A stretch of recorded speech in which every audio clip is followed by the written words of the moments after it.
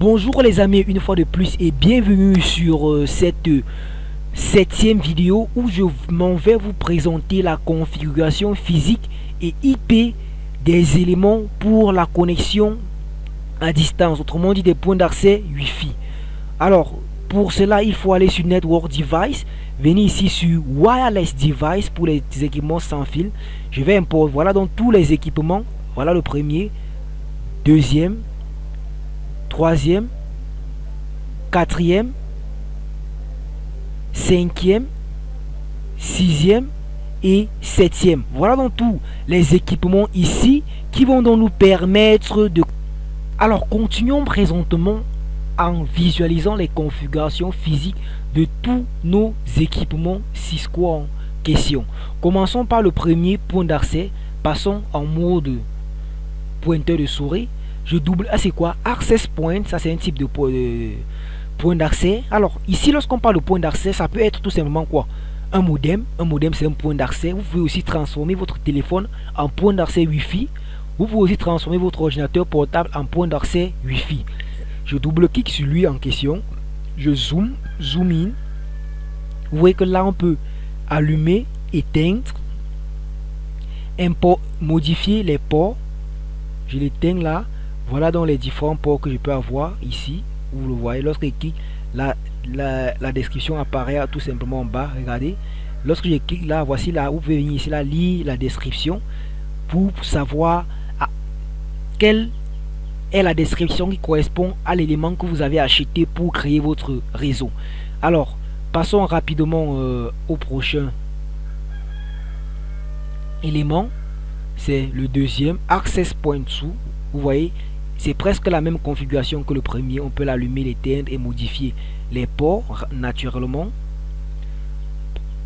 Dans le troisième élément, le voici. C'est presque la même configuration. Donc c'est à vous donc de choisir votre point d'accès en fonction de ce que vous avez. Ça c'est maintenant un peu un élément comme si c'était un routeur. On peut zoomer. Après là on la voit zoomer. Vous voyez donc là. Voilà donc la configuration physique de notre point d'accès en question. Donc c'est lui qui va donc générer donc de la connexion Wi-Fi pour permettre aux équipements extérieurs de se connecter. C'est la même chose comme par exemple vous pouvez être dans une entreprise. Quelqu'un achète par exemple une Flybox, il dépose quelque part, il partage donc la connexion à plusieurs équipements avec le Wi-Fi. Pour cela il faut commencer par faire une simulation sur Cisco Packet Tracer pour voir comment est-ce que le réseau va fonctionner en fonction du nombre de machines. Continuons donc en explorant celui-ci. Vous voyez là on peut l'allumer, l'éteindre, ainsi de suite. Là il n'y a plus pas d'autres modules. Venons aussi sur celui-ci. On peut le zoomer pour bien le visualiser. Ça c'est aussi un autre type donc de point d'accès.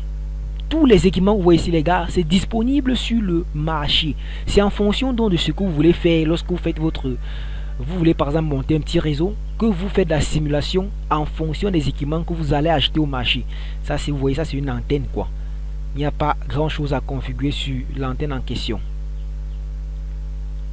Alors il y a plusieurs autres éléments qu'on peut explorer ici. Vous voyez là c'est pour la sécurité. On peut le porter là. On va venir dans les vidéos à venir. Vous voyez, on va un peu zoomer là pour que vous puissiez voir un peu la configuration. On va en parler les amis, ne vous inquiétez surtout pas. On peut encore parler de celui-ci. Bon, ça c'est pour le cloud. Alors, bon, je vais vous parler à la fin de cette formation. Ce qui va donc être donné l'objet d'une nouvelle formation qui ne sert à rien d'autre que la notion de cloud computing. Alors lorsqu'on parle de cloud ici, c'est un peu comme des services par exemple invisibles dans le nuage. Ne vous inquiétez pas les amis, on aura le temps d'en parler. Alors là c'est pour d'autres équipements. Regardez, components. Là on parle ici des bros, ça c'est pour des, vous voyez, c'est pour des connecteurs. Vous voyez, ça c'est donc tous les équipements sont présents les amis. Vous voyez tout ce que vous pouvez chercher lorsque vous faites par exemple de la simulation réseau son. Ça c'est pour les câbles, on n'a pas trop expliqué. Vous voyez là c'est pour les téléphones, ça c'est pour les fribos, ça c'est pour les connecteurs par exemple pour la connexion croisée, câble croisé, câble droit. Voilà d'autres types de câbles. Voilà pour le câble USB. Voilà d'autres, voilà tous les. Donc vous allez donc tout simplement suivre les différents types de câbles. Alors, on va utiliser la majorité de ces câbles lorsqu'on est en train d'effectuer des simulations. Vous voyez aussi là, on peut aussi avoir tous ces éléments. On va revenir. Donc les amis, je pense que c'est tout ce qu'il y avait à voir sur cette série de vidéos. Je vous donne donc rendez-vous à la prochaine vidéo où nous allons passer maintenant à la construction d'un réseau local complexe, de telle en sorte que on peut avoir par exemple plusieurs petits réseaux là dans un environnement réduit, et on décide donc d'interconnecter tous les réseaux en question en utilisant à la fois des hubs et des switches. C'est la raison pour laquelle j'ai pris la peine dans les 3 vidéos qui précédaient de vous montrer un peu comment est-ce qu'on peut modifier la configuration physique de tous les équipements, puisque ça va nous être utile lorsqu'on s'est en train de configurer nos switches et nos hubs pour pouvoir adapter d'autres équipements à notre réseau. Alors merci les amis d'avoir suivi donc cette vidéo.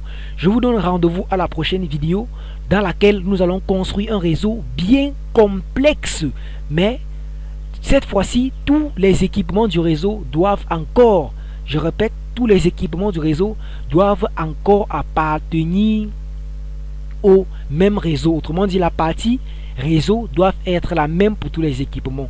C'est lorsque nous allons commencer à utiliser des routeurs que je vais vous montrer à quoi c'est le routeur proprement dit, comment est-ce qu'on le configure et comment est-ce qu'on fait pour interconnecter plusieurs différents réseaux ensemble. Alors merci donc et rendez-vous à la prochaine vidéo. Alors déjà merci à vous de m'avoir suivi tout au long de cette vidéo, et n'oubliez surtout pas, si vous êtes nouveau sur la chaîne, commencez premièrement par vous abonner. Tout le monde connaît la procédure d'abonnement en cliquant sur la touche s'abonner, et ensuite activer la cloche de notification pour pouvoir donc avoir des notifications concernant des nouvelles vidéos que je vais poster sur toutes les autres parties de votre programme du lycée, que ce soit en programmation HTML, JavaScript, base de données, avis de commande, ainsi de suite.